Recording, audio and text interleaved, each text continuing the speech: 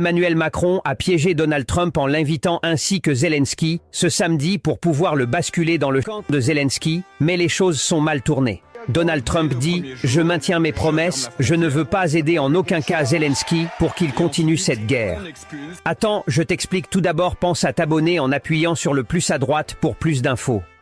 Donald Trump donne son dernier avertissement à Zelensky devant Emmanuel Macron. Le président Donald Trump a frappé fort, très fort aux peuples africains lors de sa première prise de leader des États-Unis. Cela va vraiment te laisser sans voix. Abonne-toi, puis je te dévoile tout dans cette vidéo et n'oublie surtout pas de partager à tes proches. Lors de sa deuxième apparition à la Maison-Blanche, en tant que président, Donald Trump dévoile une vérité aux dirigeants africains liés à leur attachement à la France. Je n'ai pas besoin de vous harceler comme les présidents français le font disant que la France-Afrique est terminée. La famille, Moscou menace de frapper la France avec un missile Sarmat.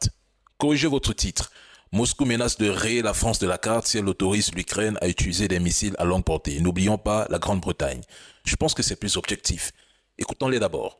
La Russie menace de frapper la France après le feu vert du Parlement européen à l'Ukraine pour frapper des cibles militaires en territoire russe avec des armes occidentales. La grande déclaration faite par Donald Trump concernant les gangs en Haïti. Voilà ce qu'il a dit. Il a déclaré que les États-Unis devraient fournir des équipements plus sophistiqués pour lutter contre les gangs en Haïti. La victoire de Donald Trump va changer la politique en Haïti. On y va. La fin de règne des gangs en Haïti sont arrivées. Les démocrates étaient les supporters des gangs en Haïti. Sur le gouvernement, l'Afrique n'est pas un terrain d'exploitation, mais un continent qu'on doit respecter, Monsieur Macron, déclare le président Vladimir Poutine. Il possède ses potentiels et il peut se développer. Attends, prends une seconde, abonne-toi et je t'explique tout.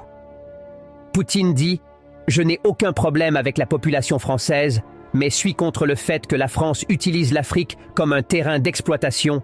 Vous devez savoir qu'il est le berceau de l'humain. » Ça, c'est inacceptable.